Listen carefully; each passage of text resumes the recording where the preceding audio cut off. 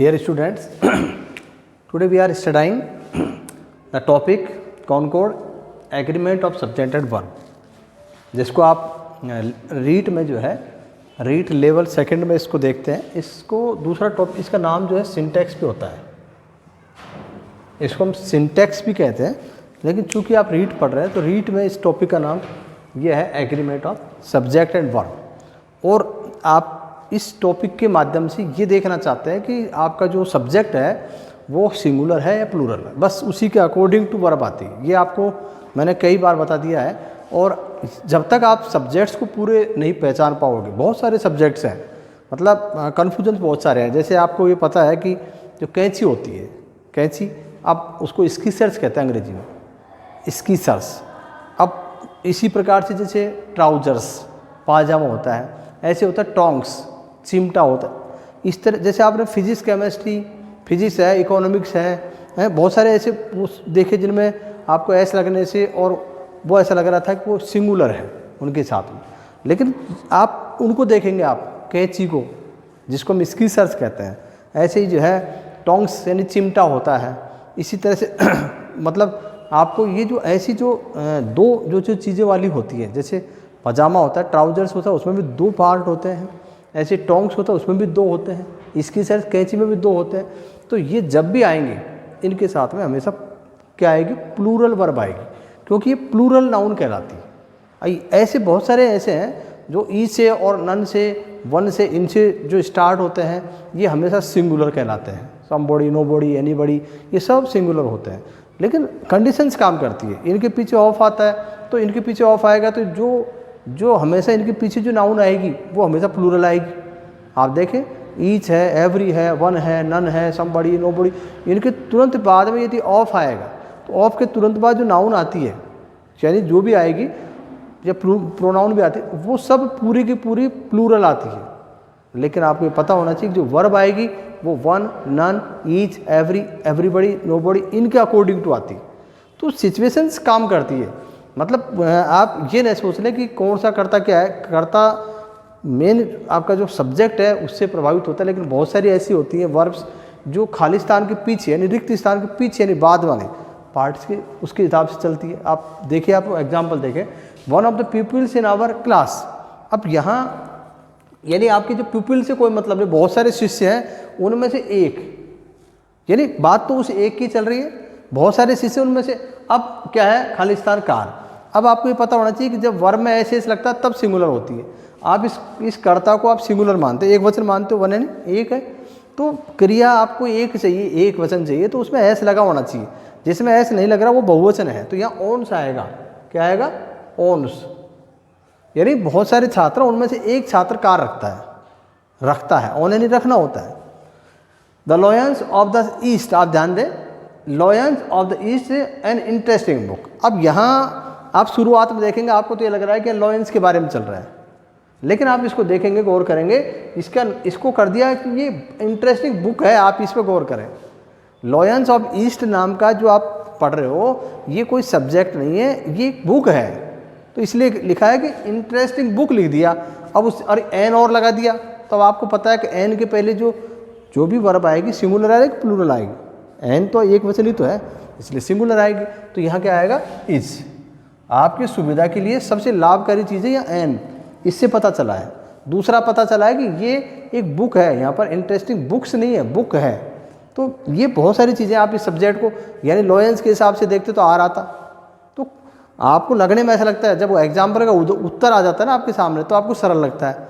जब मैं आपको एग्जाम्पल दूंगा, जब आपको मैं यहाँ लिखूंगा बोर्ड पर, और जब आपको करने के लिए टाइम दूंगा, मैं मतलब आज तो आपको मैं एक्सरसाइज करा रहा हूँ, लेकिन नेक्स्ट जो कल मेरा जो लेक्चर होगा उसमें मैं केवल आपको सेंटेंस दूंगा और सेंटेंस लिखकर छोड़ दूंगा और आपको टाइम दूंगा। अगर आप उसको एक्सरसाइज कर लेते हैं, इट मीन्स आप कुछ जानते हैं। नहीं कर पाते हैं तो इसका मतलब आपको आया ही नहीं। तो ये करके देखना है, ये सबसे बड़ी बात है।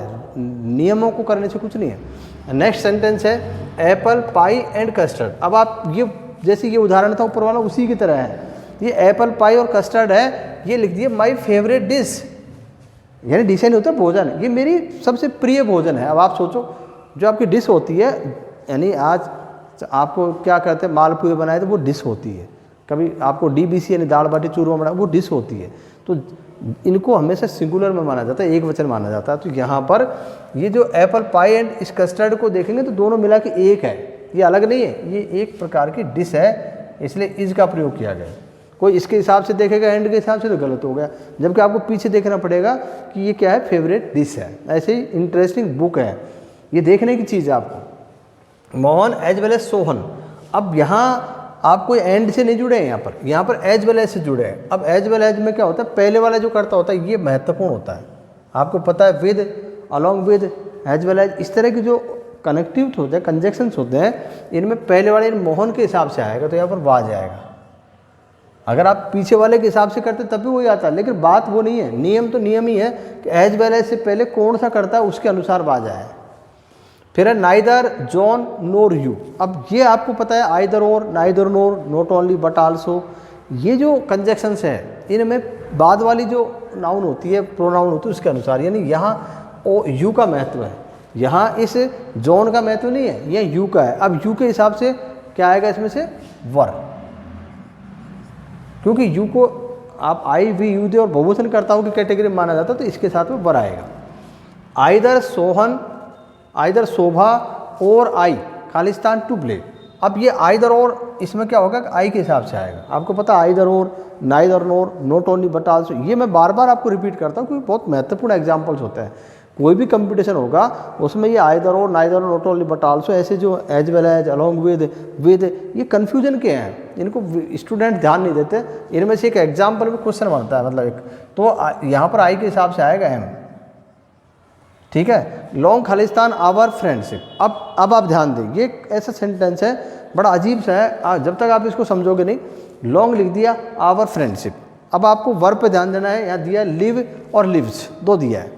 तो जब ऐसा एग्जाम्पल इस तरह का हो जिसमें एक्सक्लेमेशन मार्क हो, ये जो चिन्ह होता है ये ऐसे तो विस्मयबोधक वाक्यों के लिए आता है, लेकिन ये ऑप्टेटिव सेंटेंस के लिए आता है। एक तो होता है एक्सक्लेमेटरी सेंटेंसेज, एक्सक्लेमेटरी सेंटेंस में क्या होता है, ओ, हुरा, वाटे, हाउ, अलास, ऐसे शब्द जो होते हैं ना, ब्रेवो, ये शब्द होना जरूरी है, जब जाके उसको आप एक्सक्लेमेटरी कहते हो। ध्यान दें इस बात पर, विस्मयबोधक जब होगा जब उसमें शब्द लिखा होगा, जब उसमें वो शब्द होगा, ओ, अरे, ओ, हुरा, अलास, वाटे, हाउ, ब्रेवो, ये शब्द होंगे तब वो एक्सक्लेम, वरना अगर ऐसा चिन्ह है तो ये ऑप्टेटिव है। ऑप्टेटिव का मतलब होता है इच्छा सूचक वाक्य। इच्छा सूचक वाक्य दो तरह से होता है।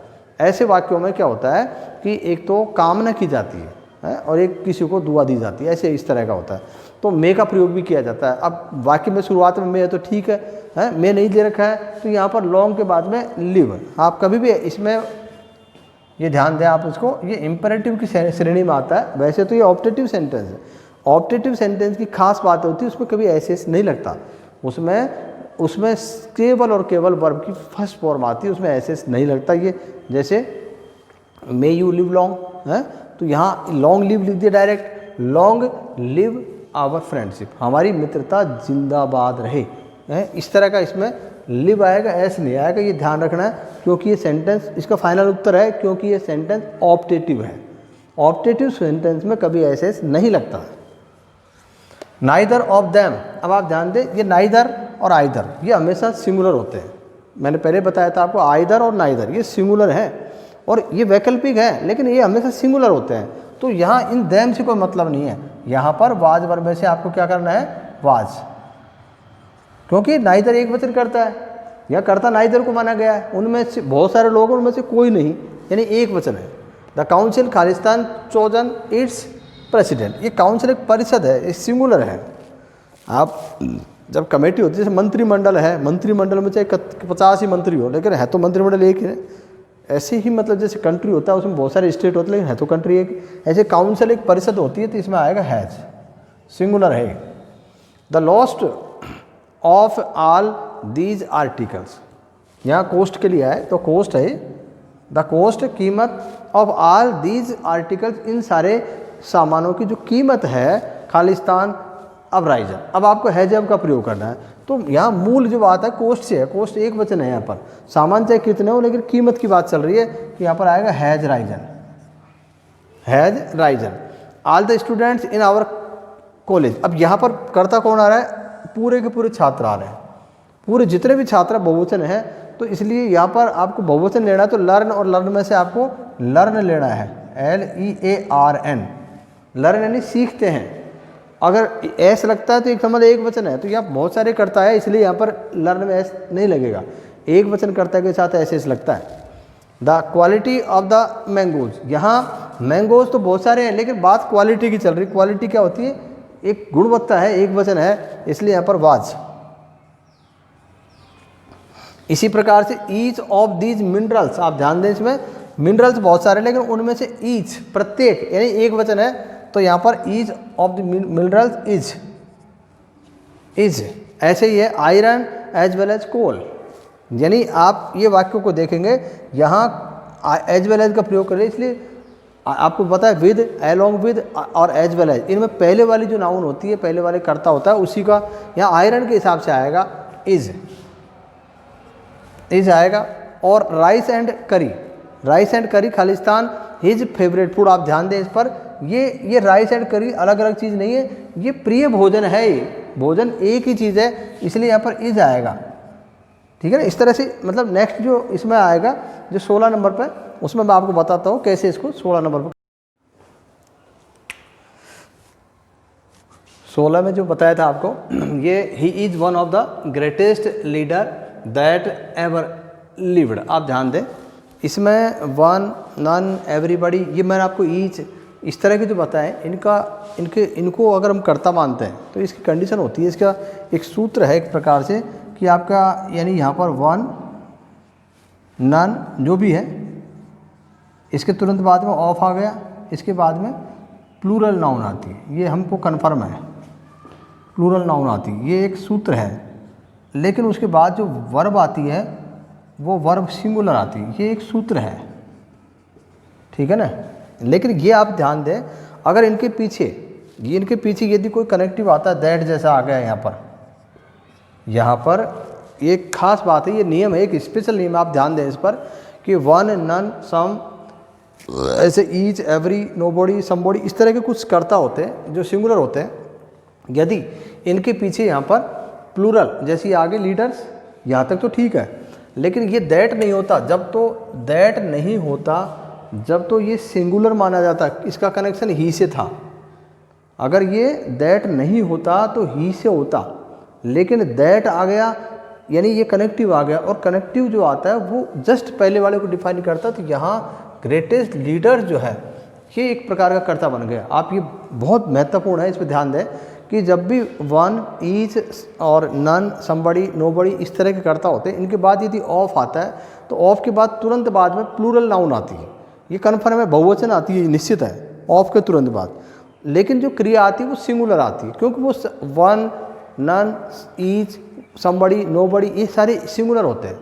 लेकिन यदि ऑफ के तुरंत बाद जो नाउन आई, जैसे यहाँ लीडर्स आया है, इसके तुरंत बाद यदि कोई कनेक्टिव आता है, ये कोई सा भी कनेक्टिव, ये यहाँ कनेक्टिव है, ये दैट की तरह कोई भी कनेक्टिव आएगा तो इसका संबंध हट जाता है, इसका संबंध इससे जुड़ जाता है। ये जो दैट है इसका संबंध इससे, लीडर्स दैट, तो ये कर्ता हो गया यहाँ पर। और ये लीडर्स कौन है, बहुवचन है, इसलिए यहाँ पर क्या आएगा, हैव। ये एक महत्वपूर्ण नियम है, ऐसे हम उस नियम से देखते तो यानी बहुत सारी चीज़ निकल के आती है। एक कर्ता बिल्कुल सिंपल भी होता है लेकिन उसमें से निकल के आता है। ए नंबर ऑफ स्टूडेंट्स, ये ए नंबर ऑफ, ये आप ध्यान दें, one, none, each, everybody, nobody ये आते हैं, ये सिंगुलर होते हैं, मतलब। लेकिन नंबर की, ए नंबर ऑफ एक संख्या बताई जा रही है और फिर उसके बाद स्टूडेंट, तो ये बहुवचन माना जाता है। आप ध्यान दें, ईच है, एवरी है, समबडी है, नोबडी है, ये जो करता है ये तो एक वचन आते हैं। लेकिन ए नंबर ऑफ, ए नंबर का मतलब एक संख्या होगी और उसके पीछे भी प्लूरल नाउन आ गई, तो ए नंबर एक ग्रुप को परिभाषित करता है, ये बहुवचन कहलाता है। तो यहाँ पर ए नंबर ऑफ स्टूडेंट्स वर आएगा, यहाँ पर बड़ी संख्या में छात्र वहाँ पर नकल करते पाए गए। मैनी ऑफ द स्टूडेंट, बहुत सारे जो छात्र थे उनमें से भी बहुत सारे फेल्ड। आप ध्यान दें, मैनी अपने आप में बहुवचन करता है, इसलिए हैव आएगा। ये आप ध्यान दें कि मैनी अपने आप में बहुवचन, मैनी के साथ ए लगता है, यहाँ पर अगर मैनी के साथ ए होता तो वो सिंगुलर होता। मोस्ट ऑफ द स्टूडेंट, अब यानी स्टूडेंट है उसका भी मोस्ट ने अधिकांश भाग यानी पूरे स्टूडेंट हो गए। जब फ्यू आता है FEW, ध्यान दें, ये भी देखने की चीज़ है। जो फ्यू होता है, एक तो फ्यू होता है, ए फ्यू होता है, ये आप जानते हो, ये है ना, ये क्या है, डिटर्मिनर्स है। तो जब फ्यू होता है तो न के बराबर होते हैं, लेकिन मोस्ट होता है तो बहुत सारा पार्ट होता है, वो पूरे भाग को परिभाषित करता है। इसलिए मोस्ट हमेशा किसको बताता है, प्लूरल को, बहुवचन को। तो मोस्ट ऑफ द स्टूडेंट्स, यहाँ पर क्या करेंगे, अब बहुवचन है इसलिए वेस्ट रहेगा। अब कुछ छात्र क्या समझते हैं कि एस लगाने से बहुवचन बन जाएगा, नहीं, एस लगाने से एक वचन होती है, क्रिया में एस नहीं लगाना चाहिए। जब ये कर्ता बहुवचन है तो यह क्रिया भी बहुवचन आएगी, वेस्ट जो है यहाँ पर बहुवचन क्रिया के रूप में, एक वचन नहीं है। एक वचन तो एस लगने से होता। ही एंड हिज फ्रेंड, अब देखें आप यहाँ पर, यानी वो आ गया और उसका मित्र, यानी दोनों जुड़ गए, ये एंड से जुड़ गए। तो यहाँ पर उसका मित्र और वह दोनों आ चुके हैं, वही नहीं है। एंड से जुड़ने पर, एंड से जुड़ा है, ही एंड हिज फ्रेंड, वह और उसका मित्र, यानी हैव अराइव्ड, आप पहुँचे। अब द अरेबियन नाइट्स पे ध्यान दें आप। अरेबियन नाइट्स क्या है, इसकी परिभाषा पीछे को दे रखी, फेवरेट बुक, यानी किताब है अरेबियन नाइट्स, एक किताब है अरेबियन नाइट्स, इसलिए अब सिंगुलर हो गया ऑटोमेटिक, स्टिल ए ग्रेट, आपको पता चल गया। यानी वाक्य में उसकी परिभाषा दिखाने के लिए एक बार मैंने इंटरेस्टिंग बताया था, उसमें एन आया था, यहाँ पर ए आया है। ए ग्रेट फेवरेट बुक, आपको बता दिया, एक प्रसिद्ध, एक लोकप्रिय पुस्तक है, और इसके लिए आपको एक वचन क्रिया का प्रयोग करना ही पड़ेगा अरेबियन नाइट्स के लिए। जैसे रामचरितमानस लिख दिया हो तो नाम है ये, तो ये अरेबियन नाइट्स की किताब है, अब आप उसका नाम ऐसा लगा रखा, नाइट्स से आपको ऐसा लग रहा है, तो इससे मतलब नहीं, जो कोई किताब का नाम होता है ऐसी कोई चीज़ सिंगुलर होती है। अब वीणा एंड नॉट, ये आप इस पर बहुत ध्यान दें, ये गोल्डन रूल है, ये जो मैं आपको एग्जाम्पल बताने जा रहा हूँ, ये बड़ा आपके लिए बहुत महत्वपूर्ण है, ये परीक्षा में आता है, इसमें गौर करें आप, इसको गौर करें। वीणा के बाद देखिए कोमा लगा हुआ है, वीणा के बाद क्या लगा हुआ, कोमा। एंड नॉट यू, तो जिस वाक्य में कर्ता दो हो, नोट से जुड़ा हो दूसरा वाक्य और पहले कॉमा लग गया, समझ लो दूसरे वाले का लेना देना ही नहीं है, या यू का क्या लेना, नॉट यू, यानी नॉट यू आ गया, इसका तो कोई लेना देना नहीं, तेरे आपका कर्ता तो वीणा ही माना जाएगा, क्योंकि यहाँ पर कॉमा लगा हुआ है वीणा के बाद। जब कॉमा लगा हुआ है तो इस यू का कोई लेना देना नहीं, इसलिए वीणा के साथ में हैज़, ये गोल्डन रूल है। ऐसे मिस्टर ठाकुर या कॉमा लगा, ध्यान दें आप यहाँ पर, Mister Thakur as well as his wife, इन आगे वाले से कोई मतलब नहीं है, या मिस्टर ठाकुर से मतलब है, कॉमा लग गया। जब किसी वाक्य में दो कर्ता या तीन कर्ता आ रहे हों और यदि पहले कर्ता के तुरंत बाद कोमा लग जाए तो ये समझ लो आगे वालों का कोई लेना देना नहीं, पहले वाले कर्ता का महत्व है। नॉट है वो तो आगे, तो इसलिए ध्यान दें कोमा लग गया, इसलिए यहाँ ठाकुर के हिसाब से आएगा, mister Thakur as well as wife and his brother in law. अब यहाँ पर क्या करेंगे आप, लाइक्स होल्ड करिए, मतलब मिस्टर ठाकुर। अब ये सारे इनके साथ साथ ये तो जितने भी लोग हैं ऐस लगेगा इसमें।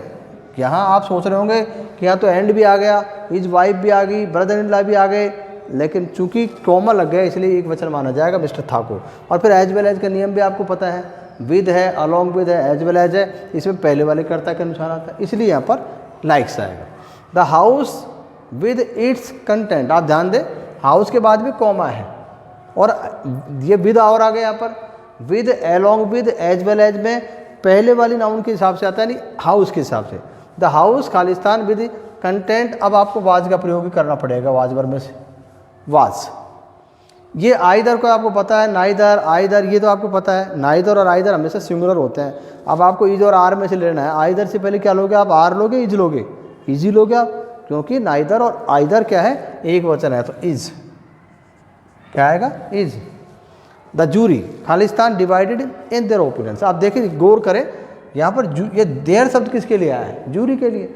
ये कुछ इनको हम, ये जो आपकी जो ऐसी जो प्रोनाउंस आती हैं ये रिलेटिव प्रोनाउंस होती है, और रिलेटिव प्रोनाउंस से हमको पता चलता है कि वो नाउन कैसी है। जूरी शब्द से पता नहीं चल रहा, जूरी एक उस हम जो हमारे कोर्ट की भाषा का एक शब्द है, जो एक परिषद वो बनाई जाती है, एक समिति बनाई जाती है, उसमें अलग अलग वो होते हैं, उसको जूरी कहा जाता है। या जूरी जो है वो निर्णायक मंडल होते हैं, उसमें अलग अलग होते हैं, कमेटियाँ होती है, एक नहीं होती उसमें, इसलिए जूरी हमेशा बहुवचन होता है। बस ये देख लिया करो पीछे क्या आ रहा है, अगर बहुवचन नहीं आ रहा है तो निश्चित है कि यहाँ पर आपको वाज वर्ब में से वर आएगा। ये खास उदाहरण है, आपको जूरी के हिसाब से देखने से तो आप वाज करोगे, लेकिन देर शब्द आ गया, इसलिए देर किसके लिए आया, जूरी के लिए। 2/3 ऑफ द टाउन। अब आपको पता है कि कस्बे का 2/3 भाग है, यहाँ पर 2/3 जो शब्द लिखा है तो यहाँ पर इज आएगा, इज हमारे में से क्या आएगा, is. 3 parts of the business, अब आप यहाँ भी बिजनेस का तीसरा जो 3/3 हिस्सा है इज इन माई, देखा आप ध्यान दें यहाँ पर इज इन माई हैंड, वो मेरे हाथ में है, आर नहीं आएगा, 3/3 हिस्सा मेरे हाथ में है। एनीबडी खालिस्तान वेलकम, तो एनीबडी एक वचन होता है इसलिए इज, किस कोई भी व्यक्ति उसका स्वागत हो सकता है। विनय एंड मुकेश, ये दोनों एंड से जुड़ गए। अब आपको बहुवचन पता है तो यहाँ पर क्या करोगे आप, आर करोगे। तो आप मतलब ये जो सेंटेंस आप जो देख रहे हो ये आपको एग्जाम मैंने दिए। अब एक फाइनल, ये एक तरह से टॉपिक मेरी तरफ से पूरा हो चुका है। इस टॉपिक में मैं केवल आपको एक्सरसाइज के लिए डालूंगा, एक्सरसाइज के लिए जितने भी आप कर सकते हो 10, 15, 20 क्वेश्चंस, फिर उनको आप करें, एक्सरसाइज करें, फिर मैं उनका सॉल्यूशन नेक्स्ट उसमें आपको डाल दूंगा। लेकिन प्रैक्टिस करें, और जितने आप प्रैक्टिस करेंगे, रूल्स जितने हैं उससे ज़्यादा अगर आप उनको पढ़ते हैं, जैसे मैंने आपको उदाहरण बताया उस तरह से, तो नेक्स्ट जो टॉपिक होगा वो टेंस का होगा। वो टेंस का इसीलिए होगा कि ये जुड़े हुए हैं। आपने अभी तक अल्फ़ाबेट सीखी है, आपने एक प्रकार से ये अल्फ़ाबेट है ये टेंस की, क्यों, क्योंकि आपने अभी तक कॉनकॉर्ड सीखा है, अभी तक आपने सब्जेक्ट और वर्ब के बारे में जाना है, सब्जेक्ट कैसा होना चाहिए, एक वचन कौन से होता है। जो वर्ब के बारे में आप नियम सीखोगे वो टेंस से होंगे, तो दोनों रिलेटेड है। कोई भी ये ना समझे कि ये हमने लेवल सेकंड का पढ़ा है, बल्कि फर्स्ट लेवल की एक बुनियाद पढ़ी है। तो जब आप टेंस पढ़ोगे तब आपका ये क्लियर होगा, ये दोनों जुड़े हुए हैं। टेंस में भी ये एग्जाम्पल आप देखोगे, मैं आपको एग्जाम्पल दूंगा, सेम करीब करीब वही रहेंगे।